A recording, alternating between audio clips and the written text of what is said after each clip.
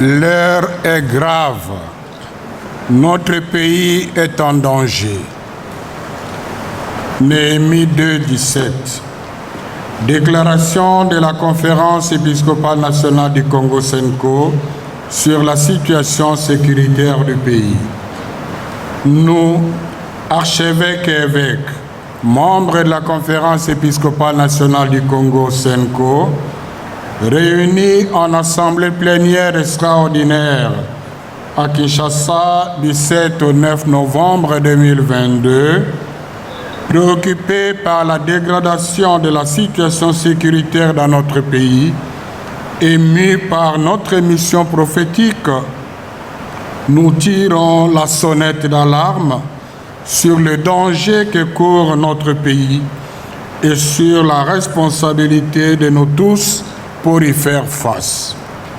De la recrudescence de l'insécurité. Depuis le 13 juin 2022, certaines localités dans le Nord Kivu, notamment Bunagana, Rutshuru et Kiwanja, sont de nouveau successivement occupées par les rebelles du M23 avec, selon les sources fiables, l'appui militaire du Rwanda, voire de l'Ouganda. En plus des pertes en vies humaines dans les rangs des FARDC et des populations civiles, l'occupation de ces localités a entraîné le déplacement massif des populations. En Ituri comme dans le Nord Kivu, en dépit de l'état de siège et de plusieurs dispositions prises par les autorités pour sécuriser notre pays, nous constatons que le nombre de morts ne fait qu'augmenter.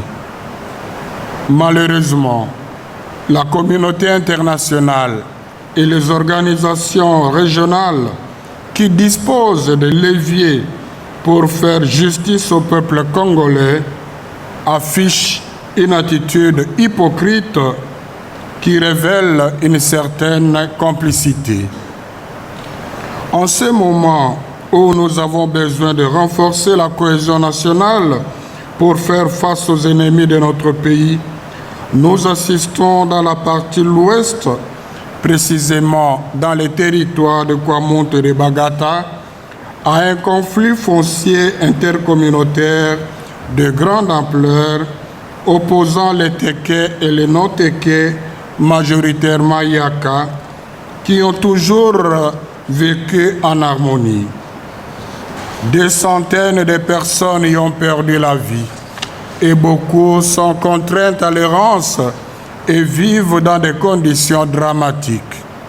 Curieusement, cette situation perdure malgré le déploiement de forces de l'ordre sur terrain.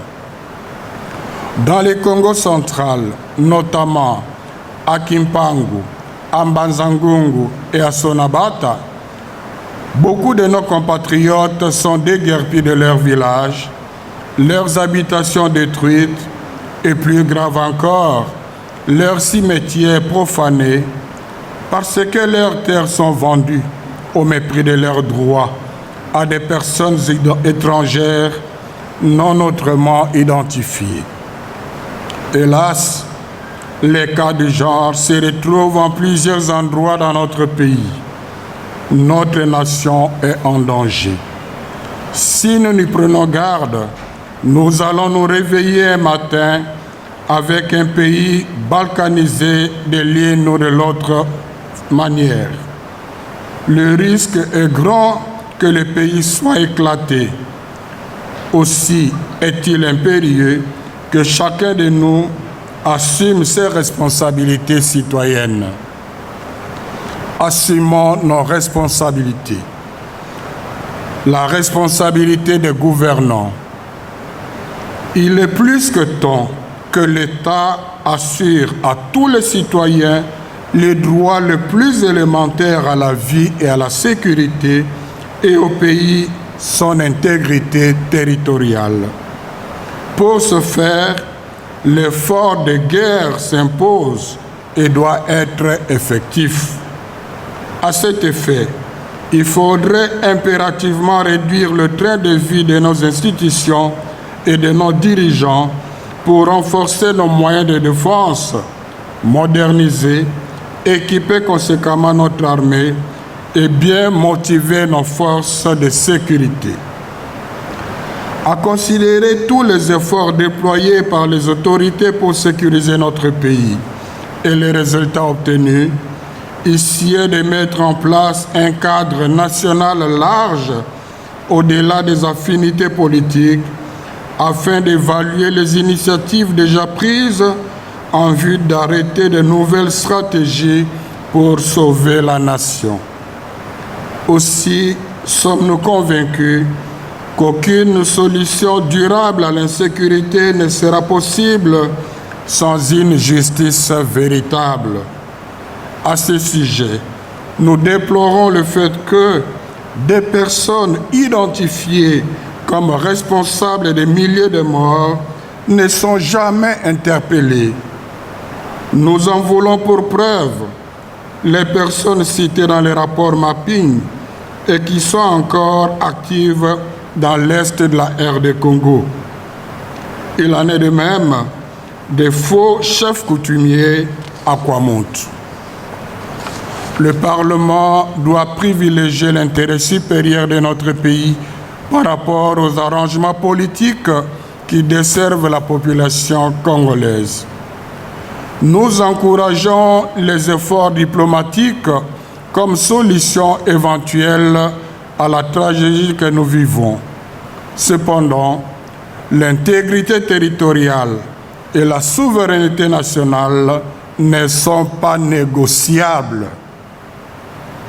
Dans ce même registre, il faudrait aussi éviter les alliances avec ceux qui ont développé une forme de mercantilisme militaire ayant comme vraie motivation le pillage des ressources naturelles de la RD Congo et l'occupation de ces terres.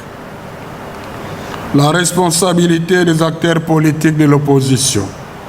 L'heure est grave. La défense de notre patrie ne doit pas être laissée aux seuls gouvernants. En ce moment crucial, faites taire les divergences politiques et réunissez les efforts pour être plus forts face à l'ennemi. La responsabilité des FARDC. La situation actuelle de notre pays exige de nos vaillants soldats un sens élevé de patriotisme, de fidélité et de sacrifice. La nation congolaise est très reconnaissante à l'égard de ces soldats qui restent engagés pour la défense de l'intégrité du territoire national au prix de leur vie, et ce, malgré la précarité des conditions dans lesquelles ils se trouvent. La responsabilité de la communauté internationale. La complaisance de la communauté internationale envers les multinationales et les pays prédateurs de nos ressources naturelles engage gravement la grave responsabilité de cette même communauté qui, dans sa duplicité, souffle le chaud et le froid. Il ne faut pas oublier qu'au-delà des ressources, des richesses naturelles, il y a le peuple congolais qui a besoin de vivre en paix. De quel maintien de paix parle-t-on quand le nombre de morts ne cesse de se multiplier? Notre responsabilité à tous. Assurément, notre pays est en danger. Aide-toi et le ciel t'aidera, dit-on. Ne croisons pas les bras. En tant que peuple, unis et debout, nous constituons une force. Restons vigilants et mobilisons-nous. Avec les moyens pacifiques, nous sommes capables de faire échec à ceux qui convoitent notre beau et riche pays. Conclusion. L'heure est grave. Notre pays est en danger. Ne laissons pas balkaniser la RD Congo. Du nord au sud, de l'est à l'ouest, ainsi que dans la diaspora, mettons-nous tous debout pour sauvegarder l'intégrité territoriale de notre pays. À cet effet, nous invitons les chrétiens et les personnes de bonne volonté à jeûner, à prier, à poser des gestes de solidarité envers les déplacés. Aussi, nous convions tout le monde à marcher pacifiquement le dimanche 4 décembre 2022. Que la Vierge Marie, Notre-Dame du Congo, intercède pour nous en ces moments particuliers de notre histoire. À la signature, les évêques, membres de l'Assemblée plénière qui se sont réunis. Je vous remercie.